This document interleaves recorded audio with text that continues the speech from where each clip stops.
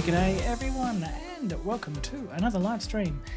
Tonight we're going to tackle some more KFP tips, try and get ahead of reading questions properly, making sure we are setting ourselves up for the best possible opportunity to answer our questions, and then go through a couple of practice cases. So good to see we've got a couple of people in with us tonight, and without further ado then, and I've mucked up my slide there, let's bring that back to the actual slideshow. That would be a bit handier. So we have 66 days left until the KFP exam, and so this is again the perfect time to be getting into as much practice as possible and making sure we are refining our techniques to get ready for the actual exam day itself. Now, I wanted to spend a bit of time tonight talking about reading questions, and I know this is probably going to sound a bit like sucking eggs, but for those who've gone through and perhaps didn't do as well on the exams they wanted to, I think it's important to really cover everything from those foundation steps to make sure that you're not making the same mistakes over and wondering what is going wrong. So if you happen to bear with me for a couple of minutes, let's spend a bit of time sneaking through this. Of course, if you have any questions or comments, feel free to pop it into the chat or leave it as a comment to the video and I'll get back to you later on. So I've put up a practice case here, and I wanted to really cover again some of those foundation things about identifying the basic things of reading the question to work out what is it we're actually trying to answer. And really this starts off with identifying the demographics, so getting a feel for the age and the sex, the gender identity if relevant, the ATSI status if relevant, what are those basic details that normally we would pick up just by looking at the patient in front of us. And I think sometimes by reading the questions, we lose that connection with what would I actually do if this patient were here in front of me. So trying to build that mental image, I think, is very, very, very, very important. How do we do that? Well, of course, in the actual exam, presuming, of course, this is going to be a written exam, we can do that by simply highlighting the sections that we think are relevant. So here we have Amelia. She's a 38-year-old female. She is, where are we, in terms of basic demographics, then we would also have country of birth, which isn't specified in here. Occupation, we have photographer. With that, we're already thinking, okay, what occupational exposures could she perhaps have? Social history-wise, there's not really too much mentioned here. And then going into any other social things. Now, I'll point out a bit later on as well, but they do specifically mention that she has a boyfriend here. Could this be relevant? We might find out later on. Going into then, we need to tease apart, well, what is her actual kind of clinical history? If we're trying to fill out the details, presuming a lot of people use software like Best Practice, what kind of demographic details would we be having in here? What basic health conditions? So we have here that she has no other significant medical history. Fantastic. Takes no regular medications. She is a non-smoker, but her boyfriend is a smoker. So we have potential secondhand smoke history. She does not drink alcohol, denies any recreational drugs. Tying into this as well, we won't go into the condition just yet, but there's no mention of any kind of family history that might hint at any genetic predispositions, and so we can start to build. And something I find particularly helpful is picture. Do you have a patient that you know or goes to your practice that fits into this rough demographic? If you don't have a patient, think of a friend. Try and give this person a face and a presence in your mind, because when you start to do that, you're going to be able to tie their picture together and actually practice as if they're in front of you, which is going to give you so many more answers than it would otherwise. If we get rid of that, then let's go back to then, well, okay, we've built that picture of a patient. Let's build the picture of the presentation itself. So we want to highlight those pertinent symptoms and signs. And this would, of course, start off with, well, what is their presenting complaint? What is the main reason why they're seeking our care and attention today? Now here we have that she is complaining of 1 week of facial pain and nasal blockage. We've highlighted that section there. What is the history of the presenting illness? So this could be something like a detailed description of the symptoms. This could be when it started, how they've changed over time, any associated kind of factors here. And so in this, we could tie in that there's been a recent change in weather and that she often gets this at this particular time of year. We should start to build that picture in our head. Well, what kind of things is this reminding us of? What kind of conditions do we know are associated with this? Tying in again, what are the physical examination findings? This could be vital signs, general appearance, any relevant physical findings. So Again, there's not too much mentioned here, but we do know vital signs are relatively normal, and this should be enough to kind of allay our fears this is unlikely to be a more sinister cause for her symptoms. Of course, it doesn't stop there. Let's move on then.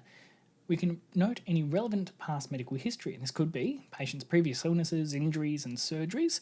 They have specified that there was no other significant medical history, but this is somewhat countered by the fact that she often gets this at this particular time of year.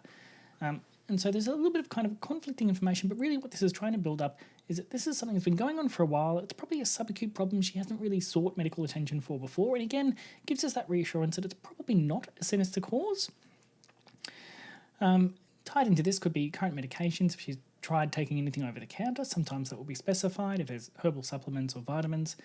Tied in with that will be things like allergies, if she's got any known allergies. In this case, we don't. But if there's allergies to medications, food, other substances, and in a case like this as well, they'd be particularly relevant to things like atopy history and seasonal asthma, for example. Coming into here again, we're going to touch on the social history, so lifestyle factors, occupation. We can start to think, okay, well, we have a photographer here. Does that factor into any of these symptoms we have so far? Does that tie into any potential exposures? In this case, less so. Sometimes there'll be mention of a travel history, and we should start to think, well, what kind of exposures could they have through various places they've travelled to? And again, reflecting back to that family history as well. Now, why is this important? Well, we do know if we go back through previous KFP questions and exam reports, things like a patient with a history of asthma is going to present more likely with shortness of breath. You'd be more likely to suspect an asthma attack in this patient than a patient if there's no specified history of asthma. Let's change it up again a bit, and if we think about a patient with a family history of breast cancer presenting with a lump in their breast, you're more likely to recommend further investigation in this patient than a patient that didn't have that kind of family history there. Of course, a patient with a history of heart disease and presents with a respiratory tract infection, you're more likely to monitor that patient more closely for complications than a patient that presented with no history of heart disease. So always pay attention to that history there, and always pay particular attention to things like family history. These questions have very limited space to actually give you information, and so normally if something's specified, it's going to be important in some way, shape or form. All right, now coming in again, try and pay attention to contextual cues within the questions. So the context of most cases is a common trap for those who aren't used to the format of KFP. So remember that this is built to try and assess our fellowship level knowledge across a wide range of geographical locations, anywhere in Australia. So it could be urban GP clinic all the way through to a rural or remote emergency department. A case that begins in an ED, for example, is much more likely to be a higher acuity or higher risk condition requiring procedures or referral to inpatient teams or potentially even transfer to a larger facility, whereas a case that begins in a GP clinic, like this one, is more likely to contain community management level conditions or to test your knowledge of when to escalate that care. And it usually is not very subtle on when that's the case. Likewise to that, if you're told your location's 500 kilometres from the nearest tertiary centre, this should be a hint that you're going to need to transfer that patient, or at least think of what resources are going to be available local to that, and to begin that process sooner rather than later. Of course, there could be other contextual cues to pay attention to. Patients could be from Australia, New Zealand, United Kingdom, United States, anywhere in the world. And that could have importance to the case as well, or it might be testing your knowledge of infectious diseases, potential exposures, or even potential immunisations you might need to be catching up on. And I know, we all hate the immunisation schedule, but it's one of those things you're just going to have to learn for the exam, I'm sorry. Now, the final thing I wanted to highlight here is also the trap of avoiding presumptions. And we might skip back to here for this bit. So in medicine, we are constantly cautioned against trying to pigeonhole or fit patients into a pattern recognition model of diagnosis and management. The danger of that approach is that it leads to assumptions being made. And the KFP tests you on this. Questions can be subtly worded to try and check.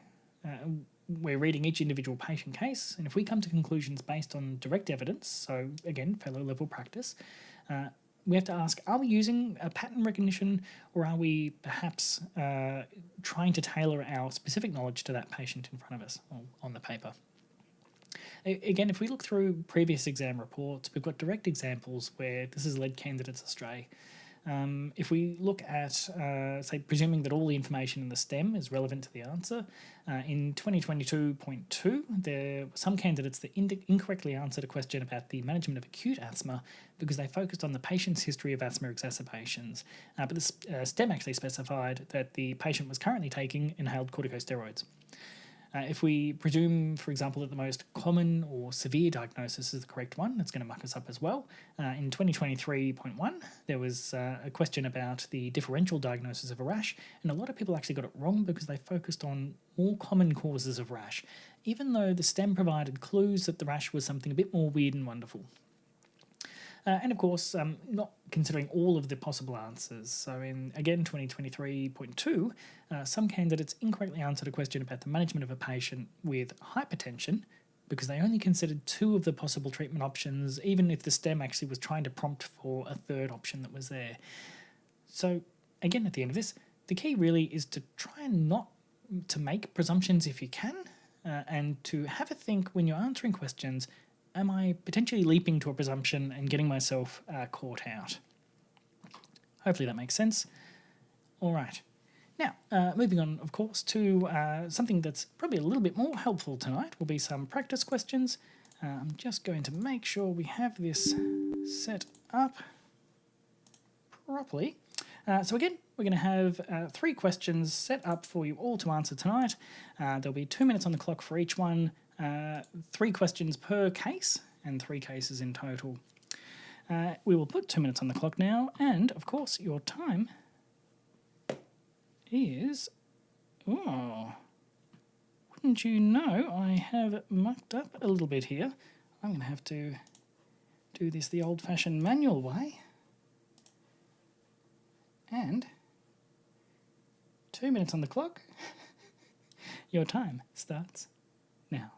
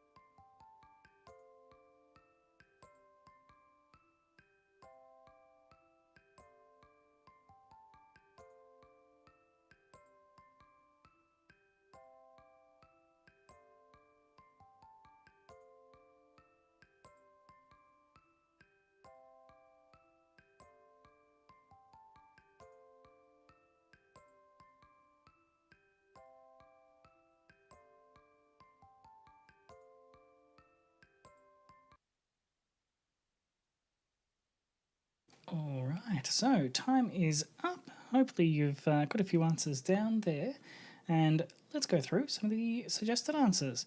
So, lots of things that we could put through for here.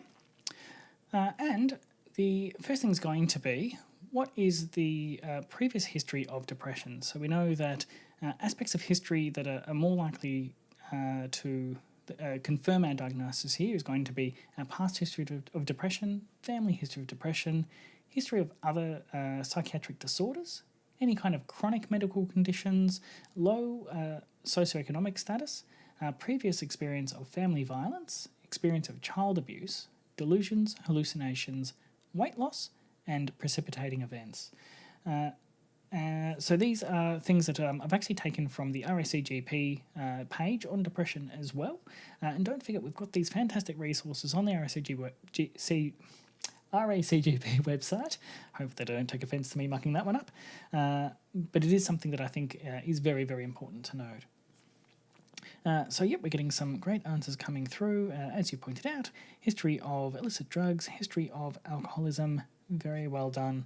And so one thing I would caution with some of those is about diversifying your answers. So they're both really a history of substance abuse, and so I'd probably try and combine them into one response there and try and make sure that we're casting a wide net. Hopefully that makes sense.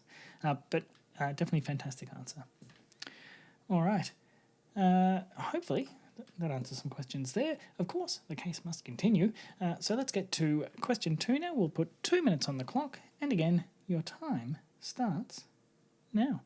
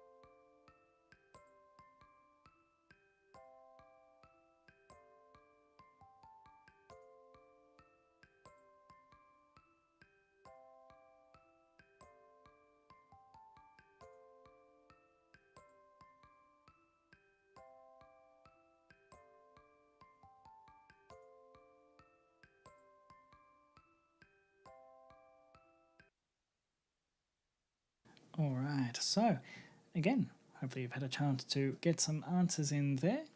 And again, this is, I think, something that you likely would see in the actual KFP exam. So good to get some practice here. Oh, what happened there? Did that not go through? That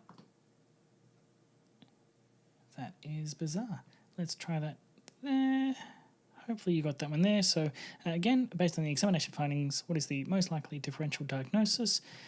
The most likely differential diagnoses here are going to be major depressive disorder or adjustment disorder with depressed mood. And this is based on the DSM-5 criteria.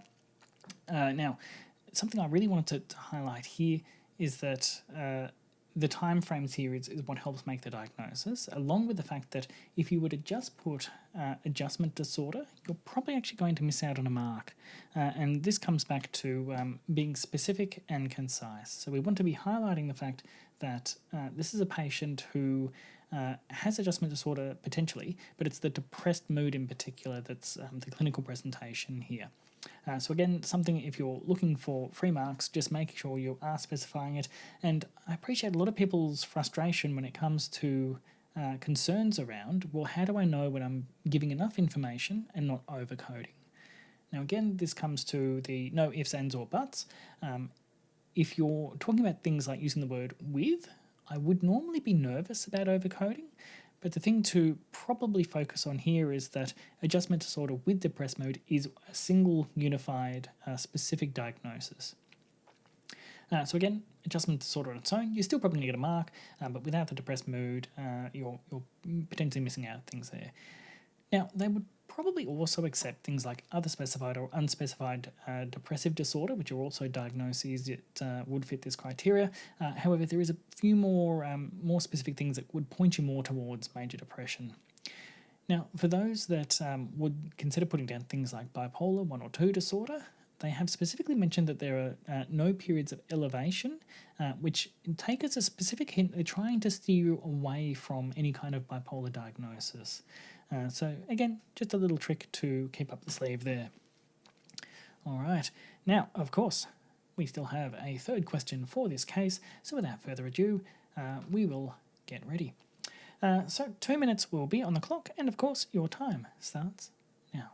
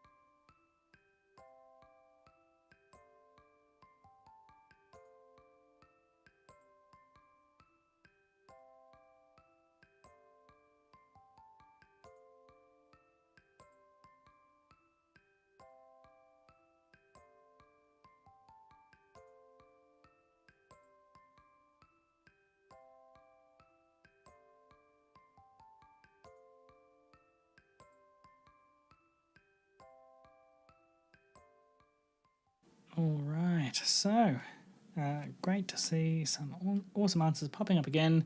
And of course, again, this is something that you're highly likely to see in the actual exam as well. So let's get to it.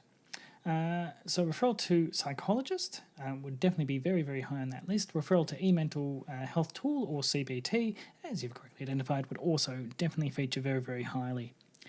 Now, important to note here that even though psychologists will often use tools like CBT, having that as an independent mark is still definitely worthwhile, and there's a lot of clinicians outside of just psychologists that would use CBT.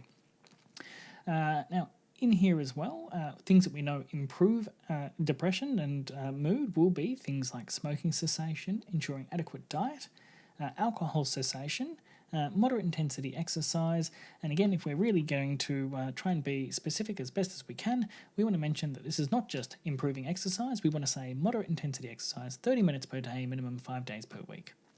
And as well, exploring sleep hygiene, making sure that he's getting adequate rest as well. Again, there's some fantastic resources through the now unfortunately defunct MPS Medicine-wise that definitely worth a read through if you want to try and get up to date with this. Surprisingly, not much in the handy guidebook, which is where I'd normally expect to find things for this, but definitely worth a read if you have a few free minutes. Okay, now I can see here as well interpersonal psychotherapy, and so that would probably fit into that referral to e-mental health tool or CBT. I would probably include other kind of modalities in there as well, but yep, definitely good to note. All right, now of course, question 3 on case 1, we will put 2 minutes on the clock again, and your time starts now.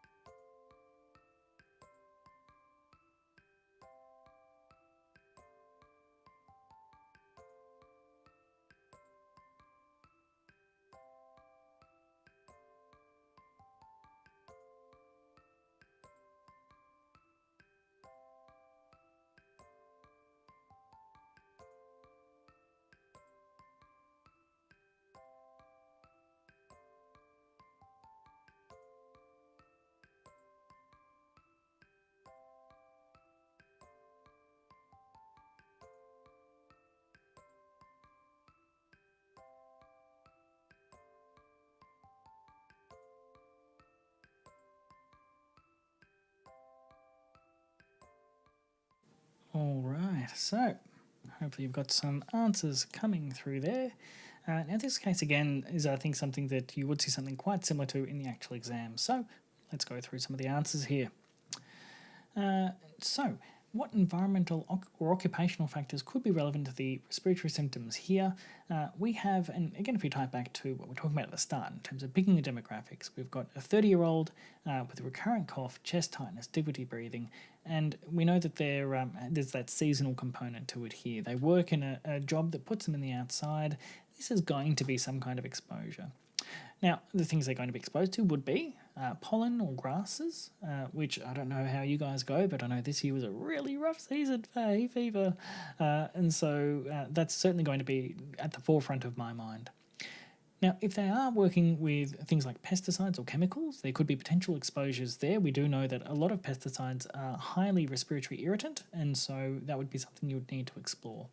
And something that I think we often would forget about is just that exposure to cold air. So the temperature of air can in and of itself be a trigger for respiratory presentations. So certainly environmental or occupational factors, these are the ones I think that would present most commonly in my mind for these kinds of presentations. There's a really good article from Australian Family Physician that if you want to see a bit more on this, I strongly recommend you read it. All right. Now, of course, we have another question teed up, so we'll put 2 minutes on the clock and your time starts now.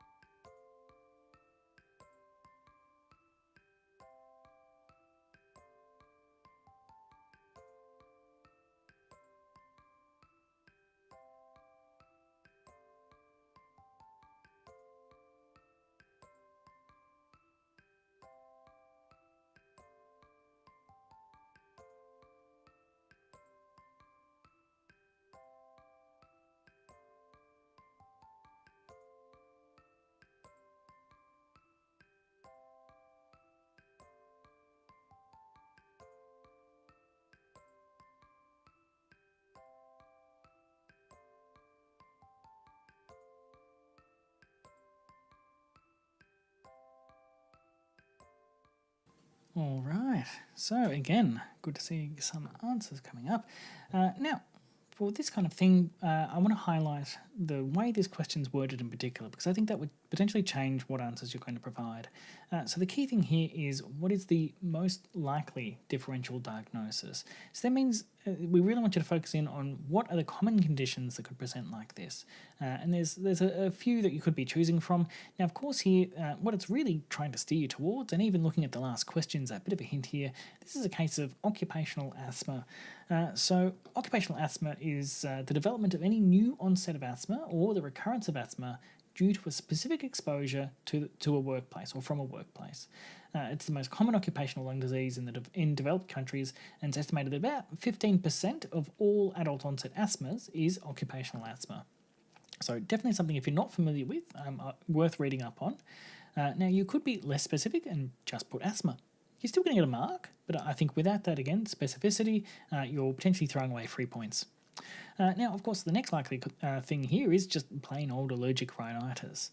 And if you were to word that slightly differently but still be coming to that effect, I think you'd still be getting marks. But again, we want to be as showing our fellowship level of competency and capacity and specifying that. If you just put down allergy, I don't think in this case you would necessarily be getting the marks that you could otherwise get. Hopefully that makes sense, and I'm very glad to see others are of the same mind. Well done. All right, now coming up to the final question for this case.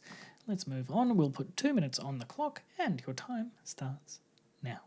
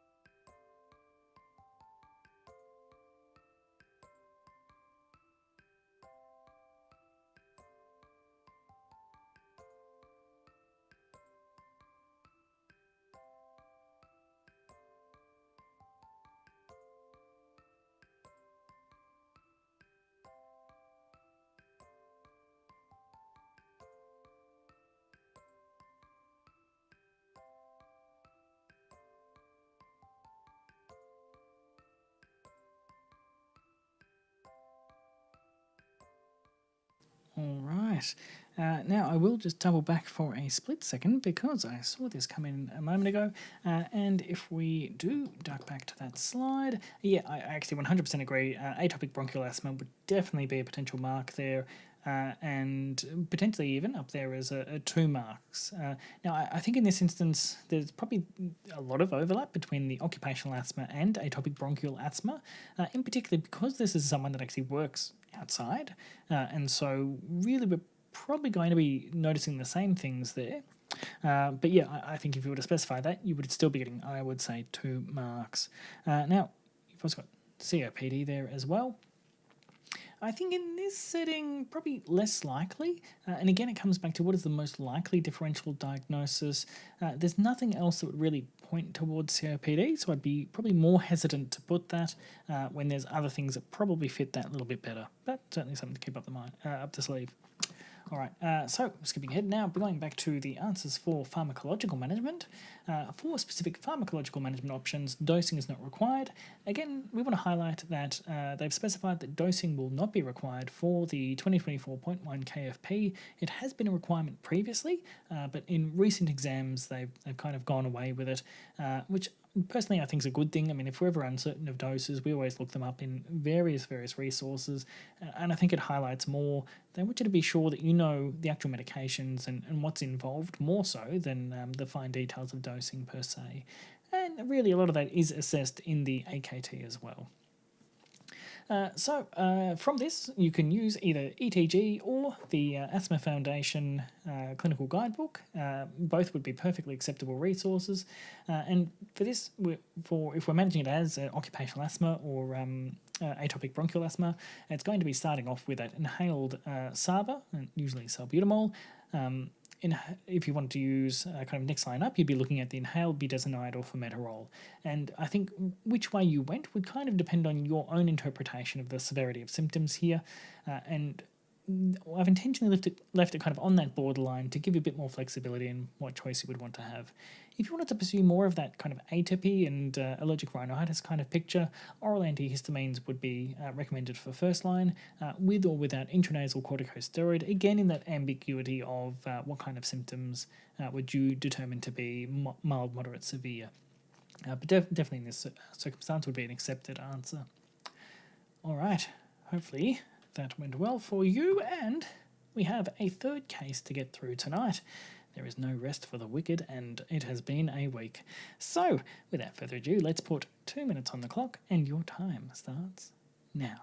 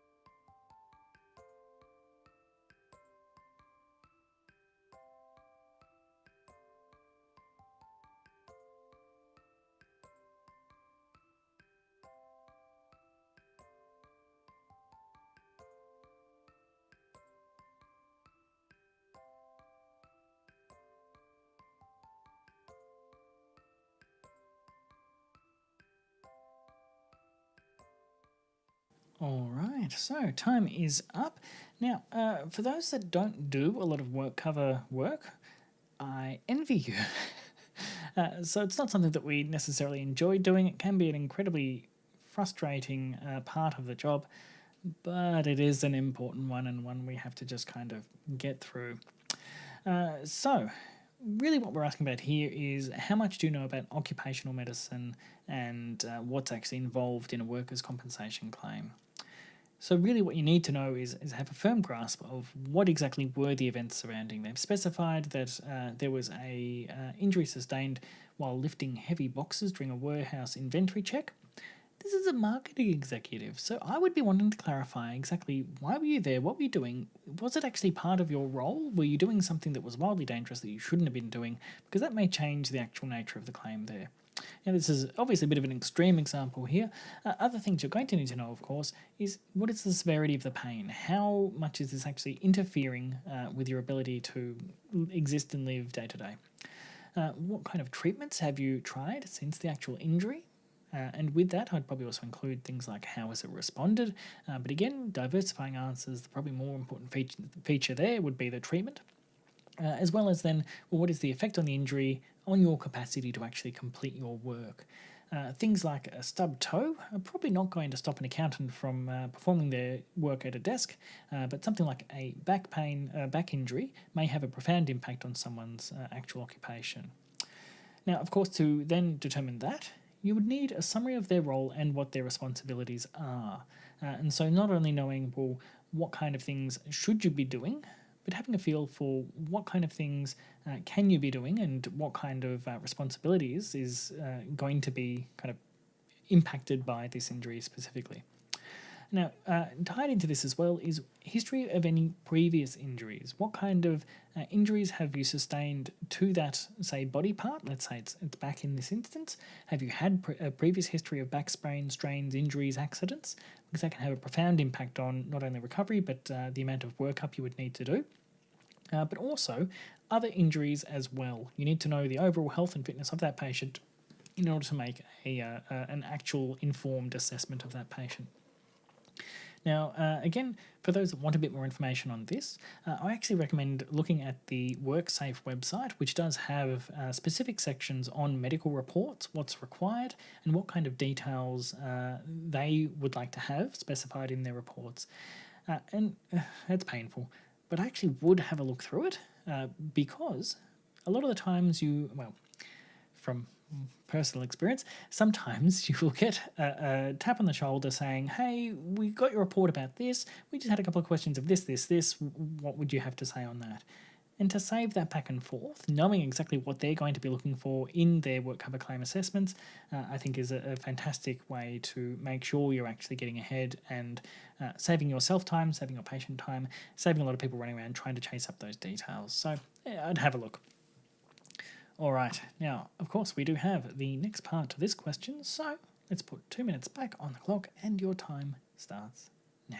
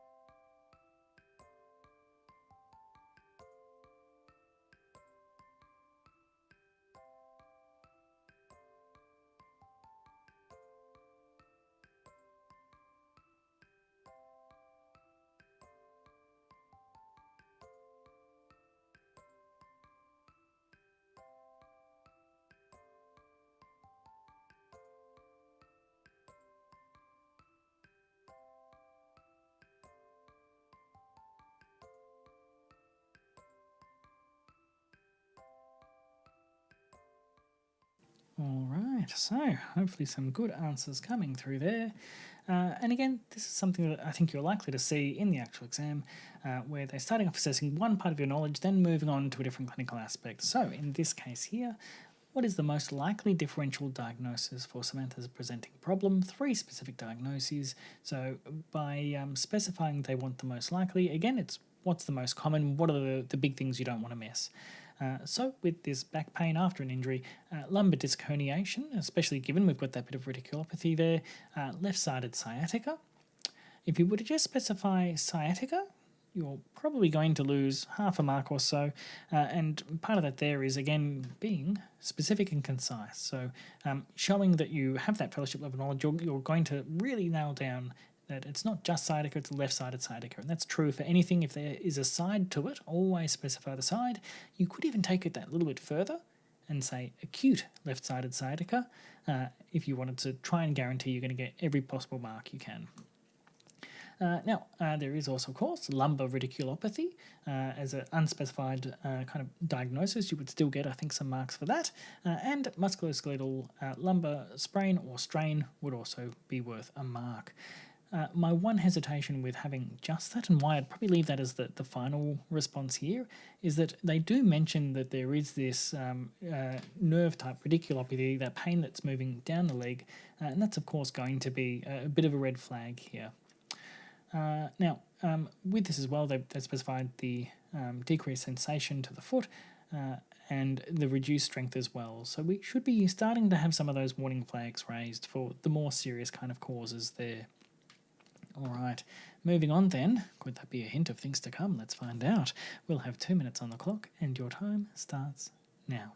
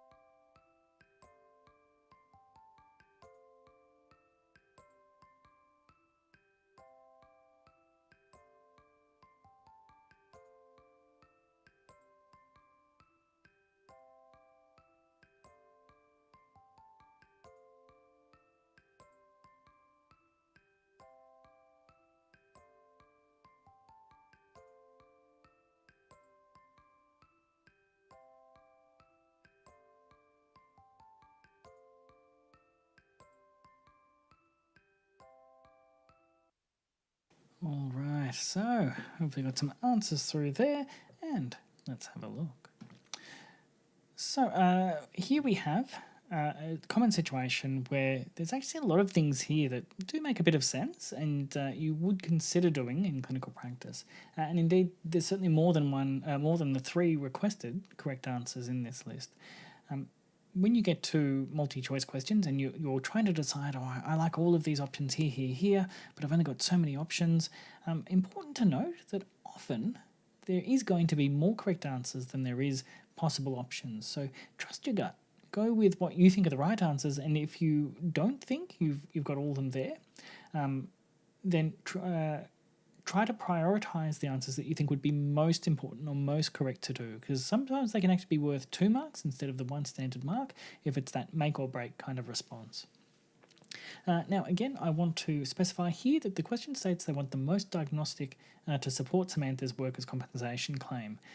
So this means it's not necessarily the first line, not necessarily the thing that's going to be easiest to access. What this is asking for is what is the gold standard, best possible thing that you could do to get the answer here. And so in these cases, it's going to be MRI of lumbar spine.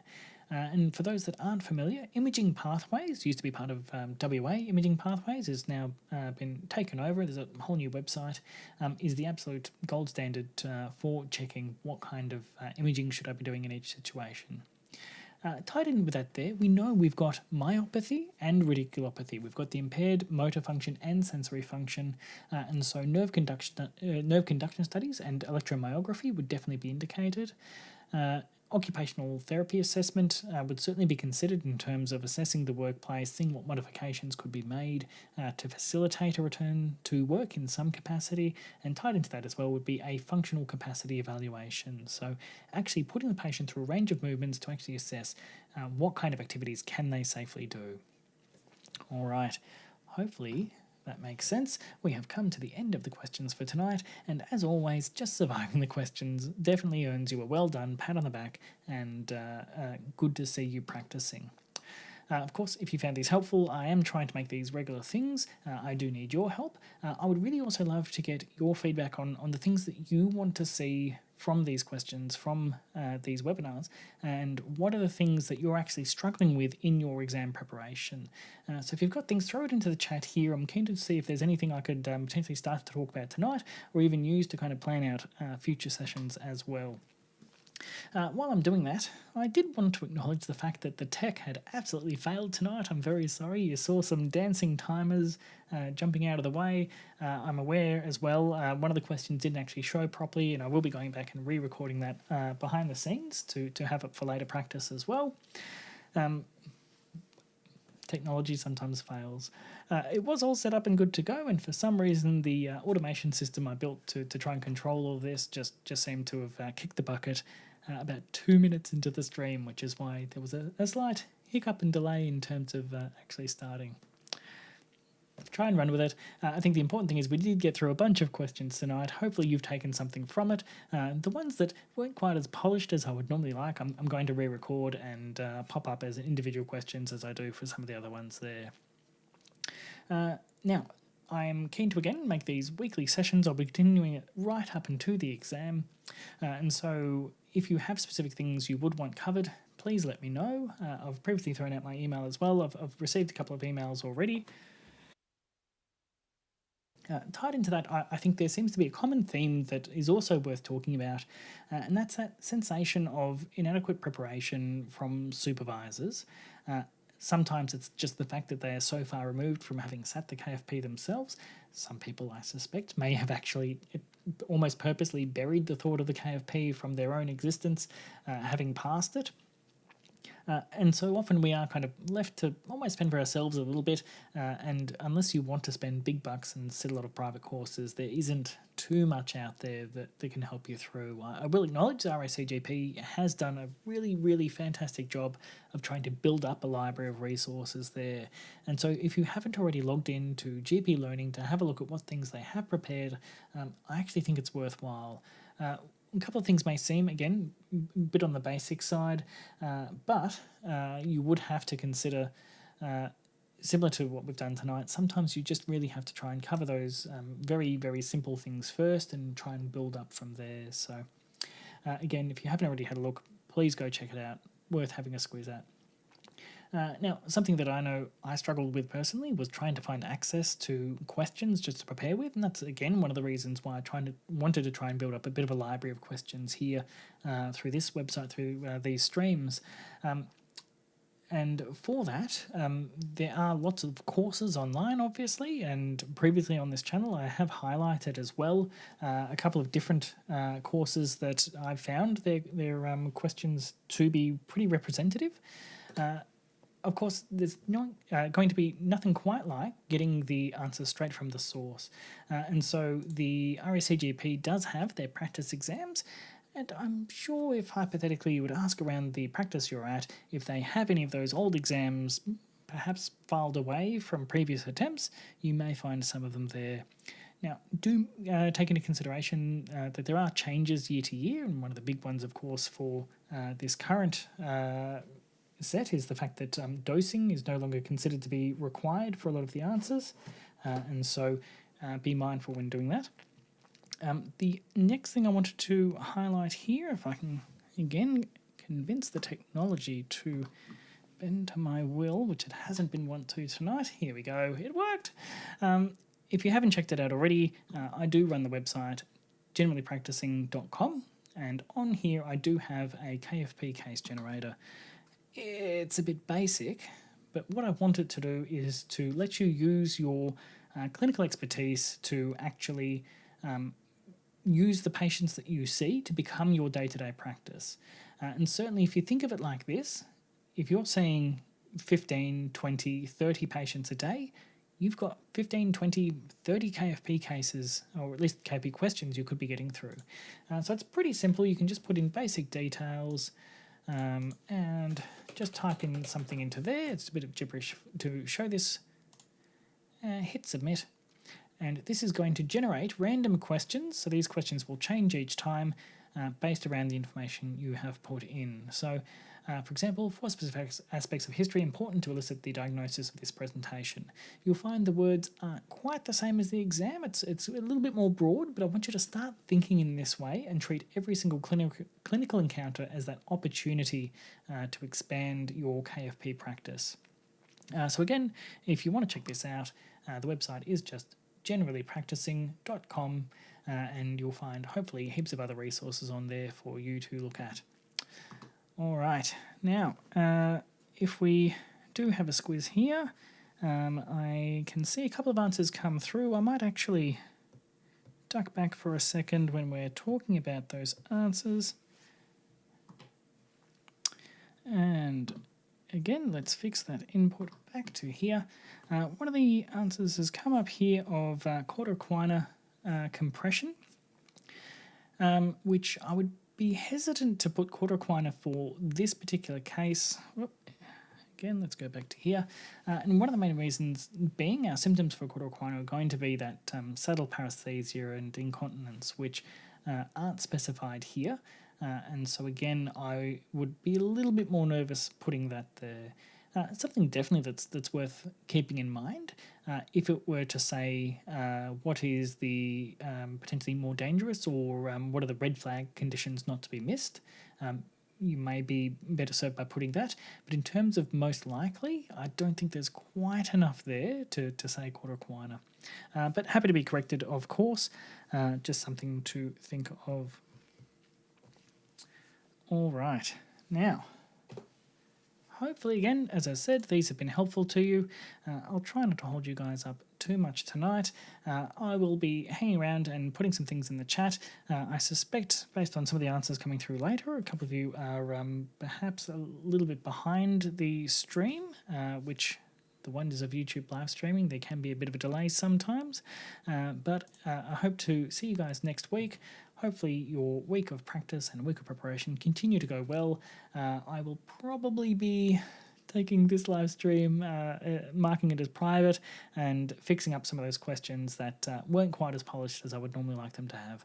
But again, thanks for joining me tonight, and I look forward to seeing you next week. See you guys.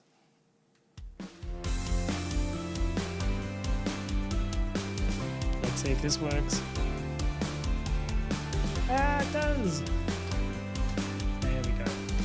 We can't say goodbye without a little dance.